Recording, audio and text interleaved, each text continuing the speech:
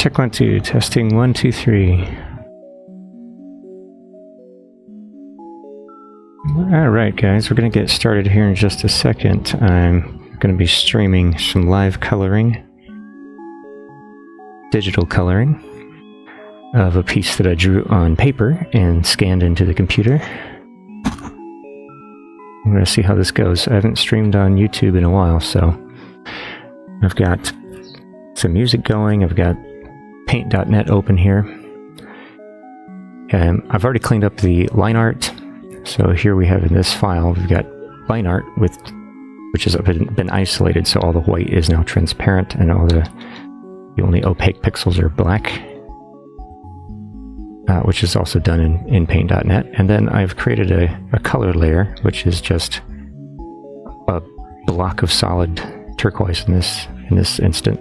But basically I just wanted to have something rather than a white to color over. It does help me select colors, I think, a little bit better, so I'm not choosing things that are so in such stark contrast to the white next to it. So I give myself kind of a colored background, kind of like working on colored paper that way. But also I can select just the opaque pixels and leave any transparent pixels alone. That would make more sense in another piece that I wanted to have like a sticker. Maybe we'll get into some of that later, but I'm going to just color on this color layer here. Paint.net is free. It does have layers, but it's basically like Microsoft Paint with all the features that you probably would like to have in Microsoft Paint. And I think I'll start with some greens. I'm going to start with this color green here, and I'm just going to pick out some of the leaves. First thing I'm going to do is go up to my ink layer. I can double click that. I'm going to take this down to 200. And that just allows me to see a little bit, make sure I'm on my color layer to color. It allows me to see just a little bit behind the ink, so that I can see what I'm doing. B is the keyboard shortcut for the brush. And I'll try to narrate things as I go, but I'm using a Wacom. This is an older one. This is the Intuos 4 Pen and Touch. And I think that it was pretty reasonable price-wise. But basically all I'm going to do is give myself a little border just like I used to do in coloring books. F on the keyboard for the fill bucket tool. And I can fill those in, so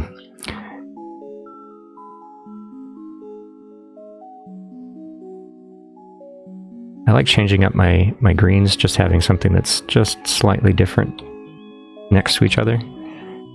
And you'll see me do that throughout this piece. K is the color picker, so I can grab that and it will automatically jump back to whatever my last tool was that I had selected, so I can go back and forth from the brush and the color picker with B and K.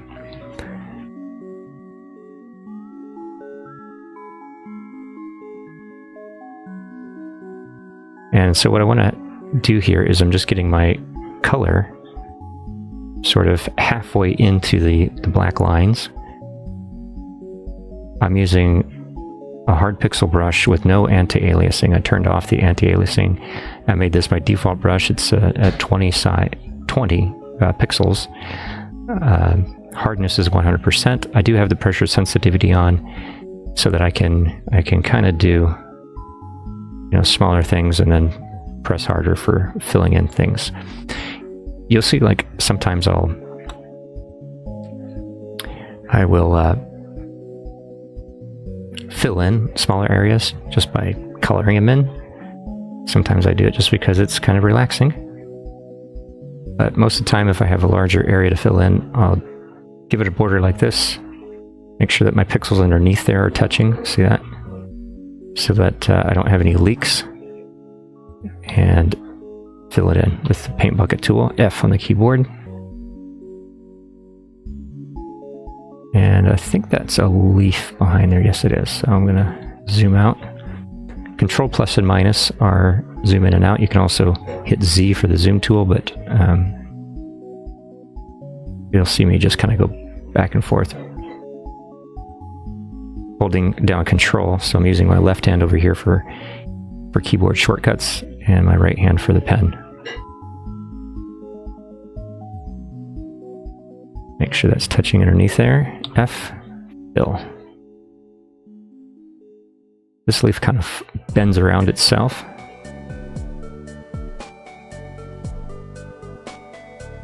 And let me know if the music is too loud or distracting, and I can turn it down.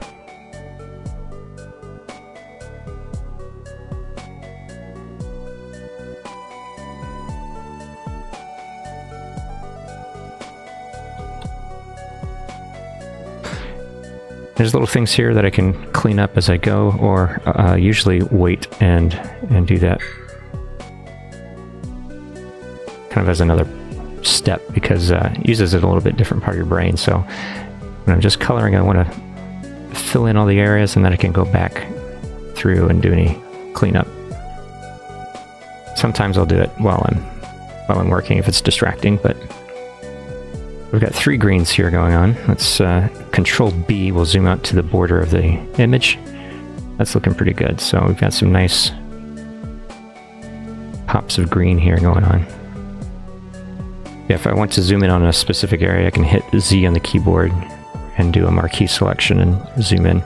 Now that I have some of these colors that I like, this is a custom palette, by the way. Paint.net does support creating and importing palettes, so I have all these colors here that I got them from it's actually like a site for pixel art called Low Spec, but I've edited them also, so you can do that and save them. And it just uses a text file for your palettes, which I think is pretty efficient. That's really what I really like about this program and the whole workflow. So I'm going to Control S to save. I'll save as I go. Hi guys, thanks for watching. I'm going to continue on with greens here until I get all the leaves that I can find. Just going around here, giving myself a border.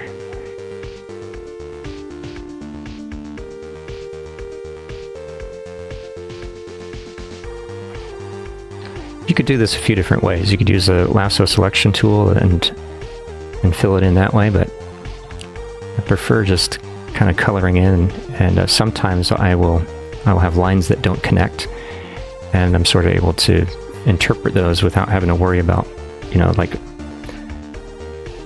magic wand tool and having problems with things being contiguous or connecting. I want to get this darker green up here. These leaves.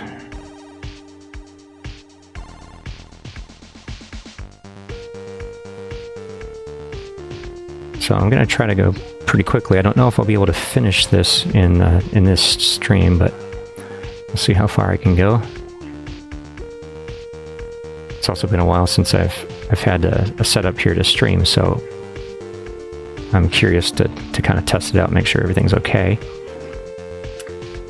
I'll go one lighter here, selecting from my palette. Sometimes I'll just run my color right into the adjacent color. That way I know that those pixels are actually touching, and I can always go back and clean it up. But I really only need to... I'm creating color containers. That's what I'm doing. K to pick up the color, and I can just clean that up real quick. This I'm not going to worry about until I get down to those other things, and I think that those leaves will probably be more teal anyway, so let's see, let's grab this color for this leaf. If I go back to my ink layer here just to show you at 100% or 255, I like that it uses numbers like this. Here's what the black looks like there. I can take it down, maybe let's go to 180. And now I can really see what I'm doing underneath there, but make sure you go back to your color layer.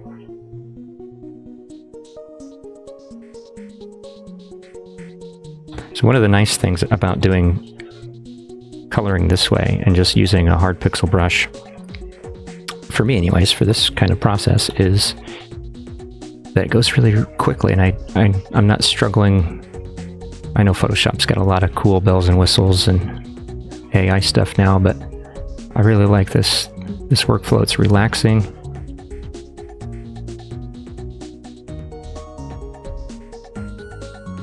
And it has a particular look, and I could, some people might say, well, you could do all this in vector. It's pretty flat colors, outlined with a pretty thick, black border. I just prefer this way. And I could actually vectorize all of this when I'm done. Let's get this leaf up here. It's kind of going behind whatever this thing is. So this I'm actually coloring. I drew this out on paper, and I measured a 16 by 9 rectangle so that I would have the correct proportions. And then just drew right inside of that rectangle, scanned it, the inkwork, into the computer from the piece of paper at 600 dpi. I cleaned it up just using contrast and brightness in Paint.net, and I like that. I mean, this pen work, some of it's brush, most of it's just an ink pen. The texture of these lines is just pleasing to me. I like it a lot. Go back to this bright green. We'll get some of these leafy flower things over here. And I think the juxtaposition of the kind of crunchy,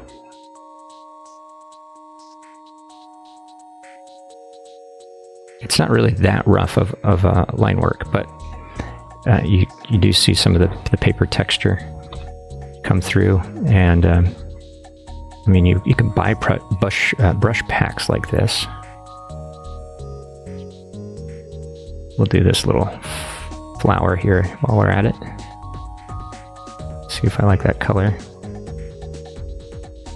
Back to my green. These ones in front here, I think I'm going to probably do darker, so I'm going to go around.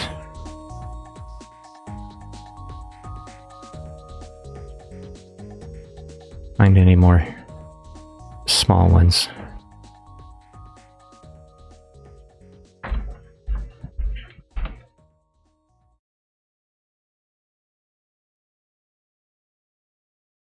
I do have the chat open here if anybody has questions while I'm doing this. Let's get that little, do the one darker purple here.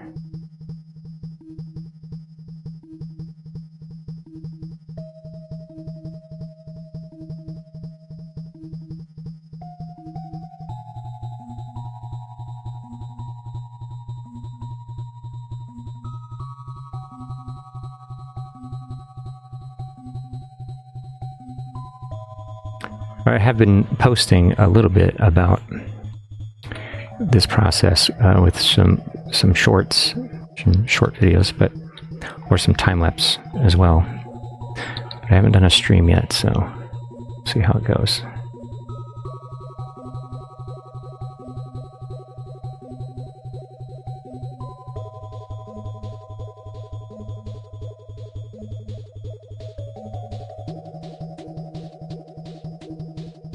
There's a lot of lines in here. There's a lot of...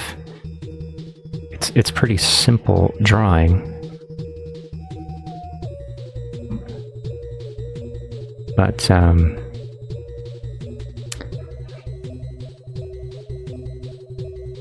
like things that kind of overlap and start creating more of a interesting design.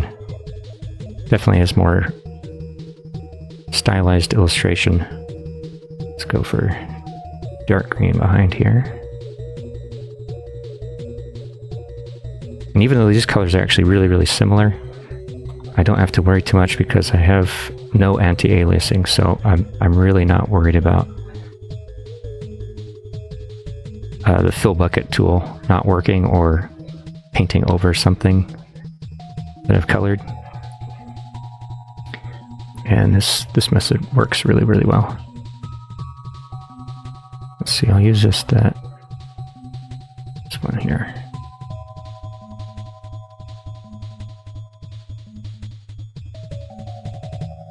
Control B, let's see what we got. Yeah, I'm liking that.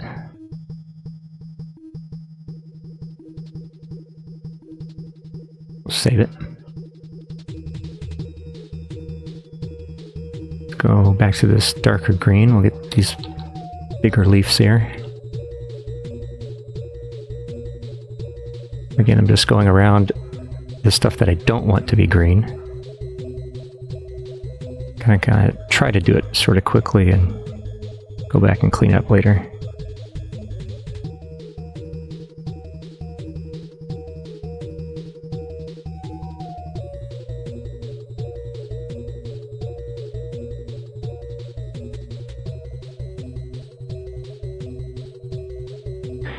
I've done this process, this method of coloring for an upcoming book called Rescued by Dreams. There'll be more of that, more information about that coming really soon. And it is fully illustrated.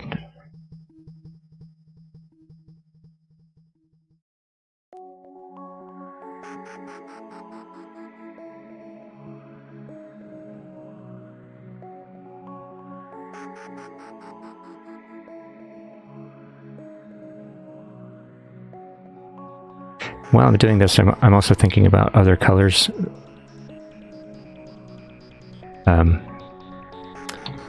It's kind of a nice process.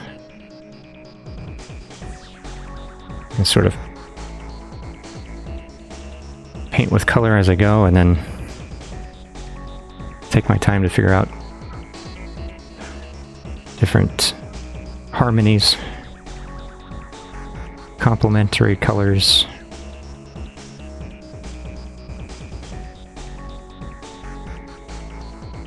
I like this brighter green for the leaves on these little stems of the... I don't even know what kind of flowers these would be, I just like drawing them.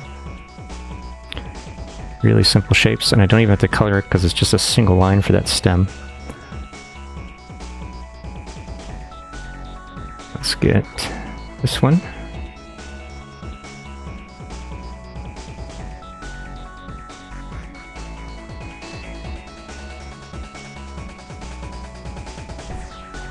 And if I want to change something, I can do that pretty easily with the fill bucket tool.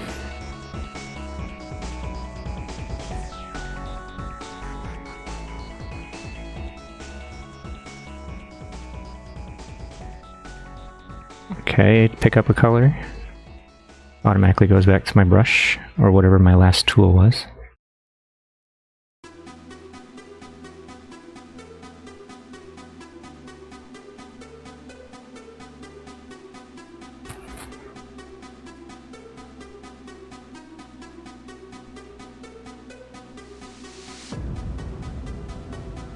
My kitty cat.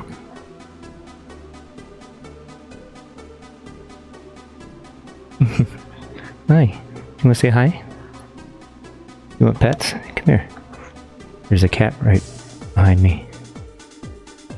Her name's Remy. Hi, Remy. Hi, baby. You want pets? Yeah. Aw. Let's go up here.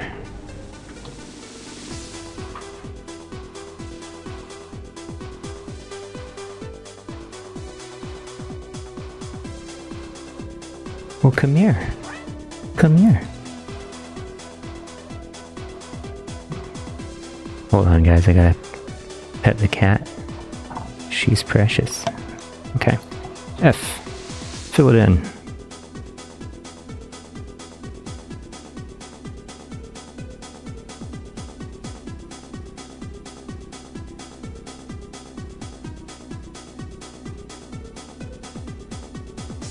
These are kind of petals from whatever, this kind of sunflower looking thing, so I'm gonna go, just these are gonna be darker green. We'll get to that gnome later.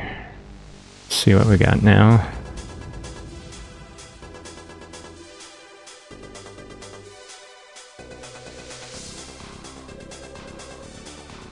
So YouTube's giving me a warning, but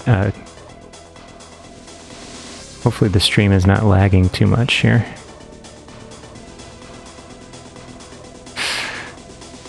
I'll check it out here in a second.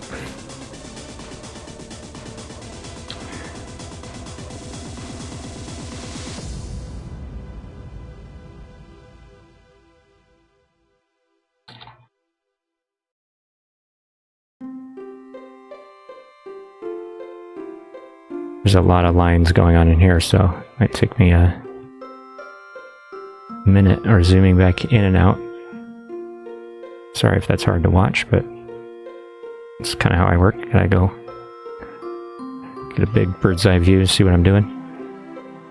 Let's go lighter purple here, almost a fuchsia pink.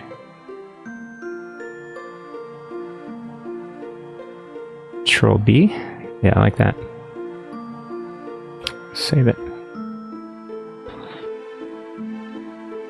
A couple of little ones sticking out there. I'll make this green. So, hello, baby. Do you want to say hi to the people? Come here. Come here.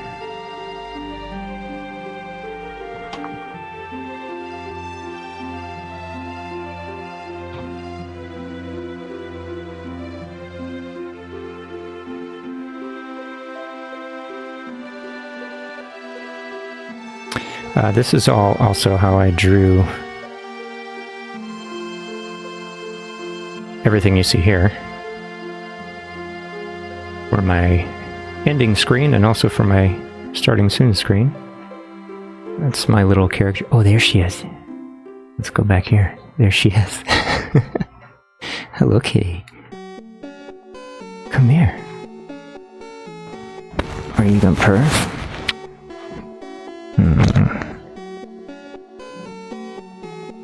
My baby. Well, you're stuck. Do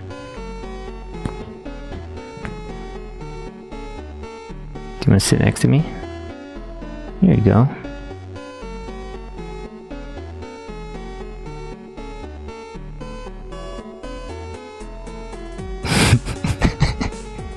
She wants attention.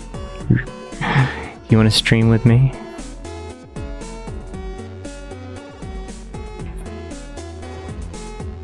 Well, let me finish these leaves and I'll get you some pets.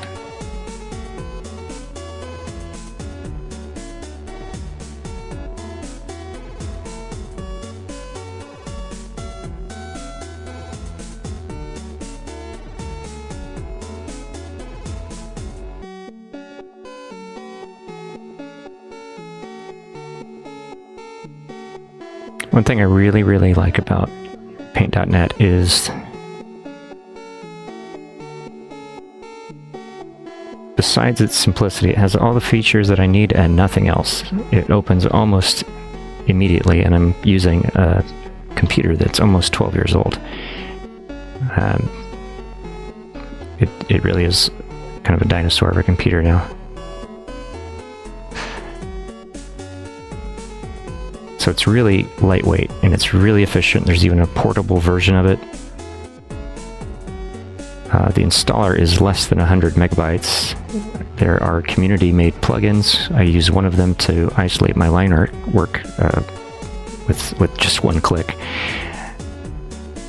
So it works extremely well, especially for this kind of stuff. It won't be for everybody's needs. Okay, see there, I just turned everything that green. Just gonna undo that. And I can always hide my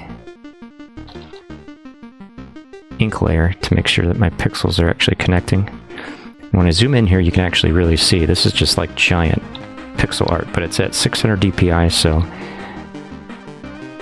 once I export this, as well as the penwork does have anti-aliasing because it's scanned from paper. And that will cover all of the seams, so I just have very clean color underneath. Let's go for this dark green here.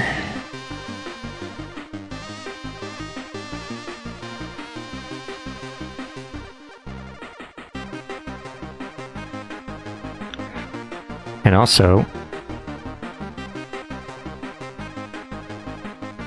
Now I don't use a whole lot of layers. You could, but I'm doing all of this coloring on one layer. If I wasn't sure about colors, I could separate them out into layers, and I will do that for like shadows and highlights if I choose to do shadows and highlights. Sometimes I just leave it these solid colors. Most of the book that will be coming out is done that way, just with hand-drawn ink on paper, scanned into the computer, and then colored with solid flat colors.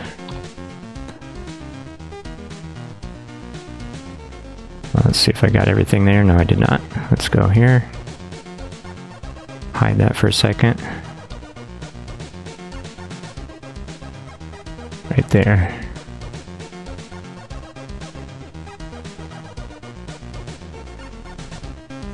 There we go.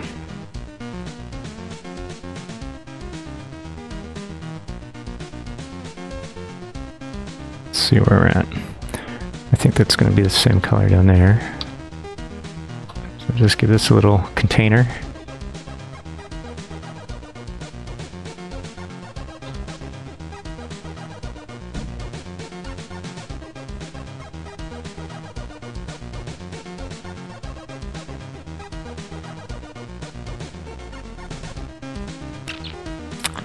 I'm thinking, I know that this looks like a turd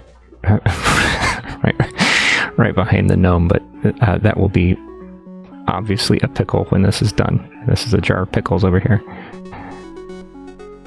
Very abstract, stylized drawing, but that's what I love. I think that's going to be it for right now. I'll try to pick up and stream some more, but I'm curious to see how this turns out. And I want to check, make sure everything's good. Let's see, I've been only going for almost half an hour. Let's go for half an hour, and then I'll stop. I'm going to keep with the greens, and I'm going to go for some this darker green again. We'll use that right here. And I might actually leave some of the trees this more bluish green, which is partly why I use this as the background. Oh, also this whole time I have had that color boundaries loaded in my selections. So selections are another really fast way to get things done. And I'll be talking more about that in the future. But you can see I can just go right off here and I don't have to worry about messing up those transparent pixels.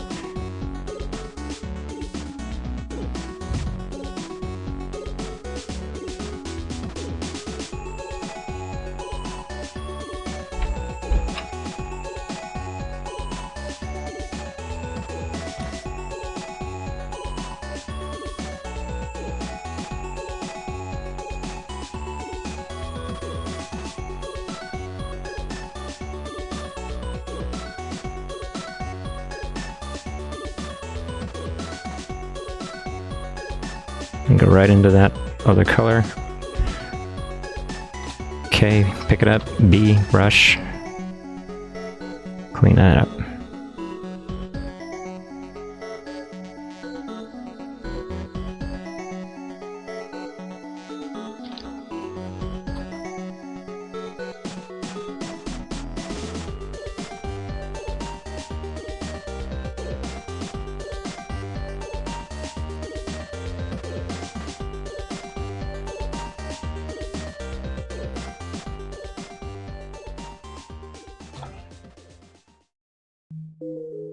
So when I get to those little corners like that, I just press on my nib on the Wacom just a little bit lighter, and I can get a smaller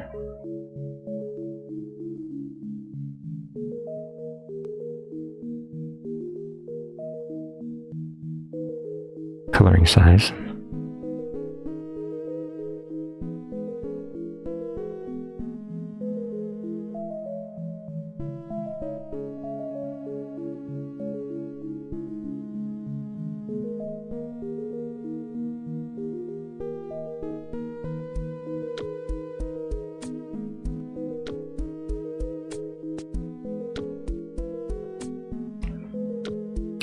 once I have colors on the canvas, I will usually try to sample them rather than going over, even though it's really quick and it's right here. So I can show more, show less here on the palette. But I will try just to use the keyboard shortcuts because it's still just a tiny bit faster than going over and selecting color. And also, I kind of keep my range of colors a little bit more minimal. Let's use this one up here.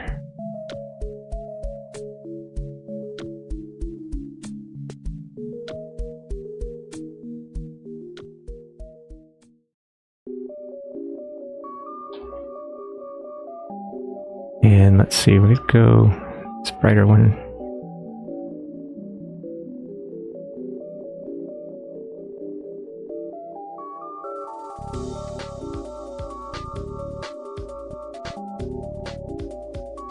It's almost a yellow, and I'm okay with that. I like that.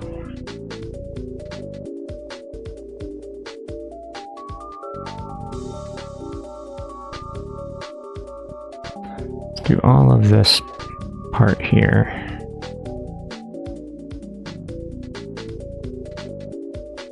See the tall, leafy foreground stuff? I mean, maybe it's grass. I like that.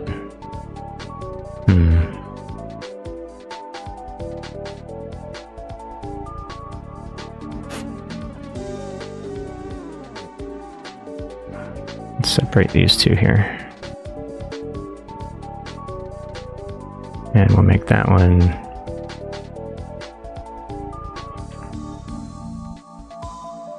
like that. There we go. I guess got a little cleanup here. Nice and quick. I'm just hitting K. Grab the color, and then it'll automatically go right back to the brush so I can start coloring with the color I just sampled. And it's kind of cool. I might even leave those, or that down there just the way it is. Let's go back to this green.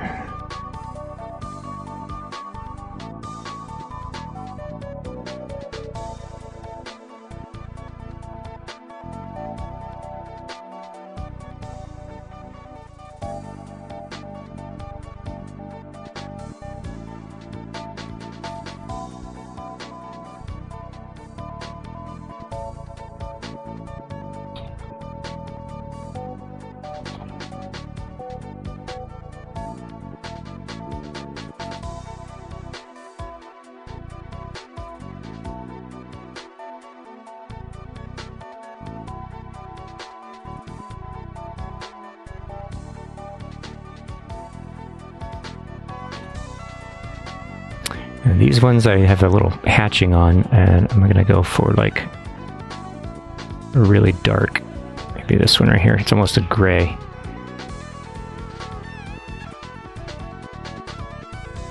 I just kind of wanted to show that they're really in the shadow there, but I still want to see the pen work.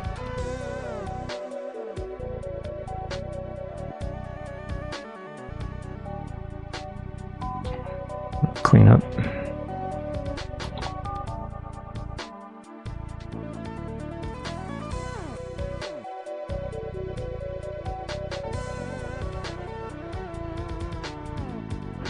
Alright, so that's what we got so far. I'm going to save that.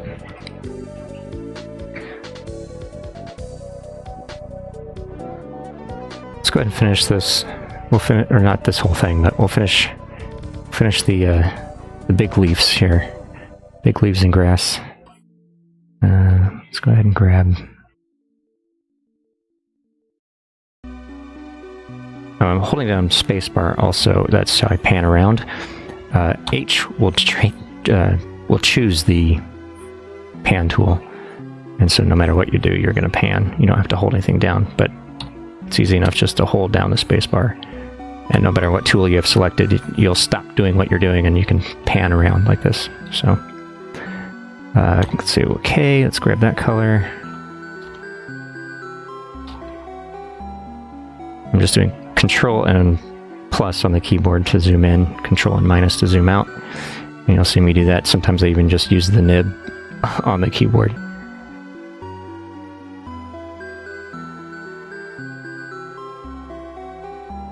That did not connect. There we go.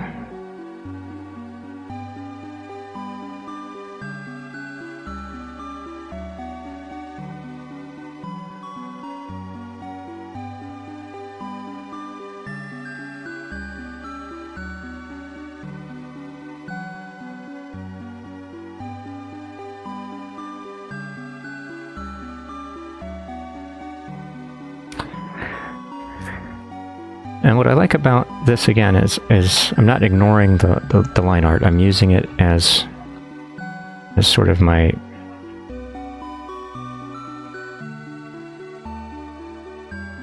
visual guide, and with it just on slightly transparent while I'm working. Before I export, I'll bring that ink work all the way back up, unless I want to color the line work, but I usually don't do that.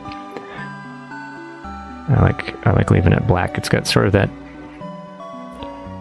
tattoo quality to it, which I also like, and I've done a lot of tattoo designs.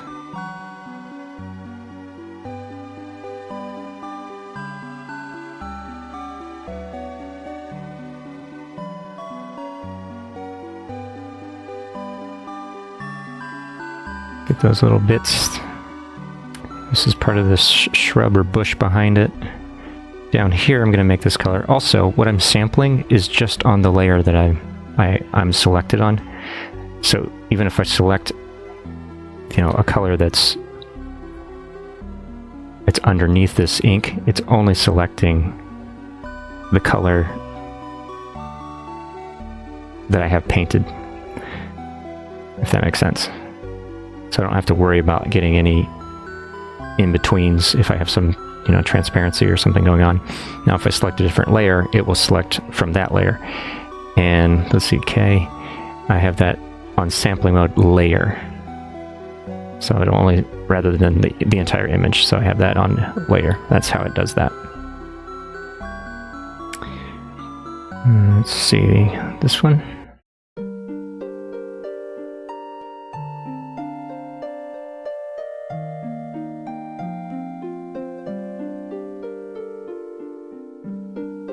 Right, behind that are going to be tree trunks.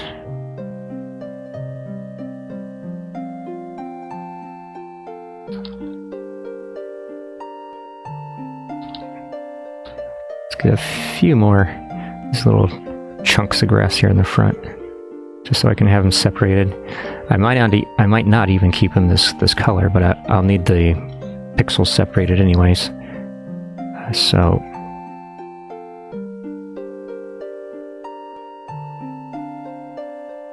But I probably will. I usually stick with my first instinct. And working with a limited color palette with colors that really harmonize well together, that helps too.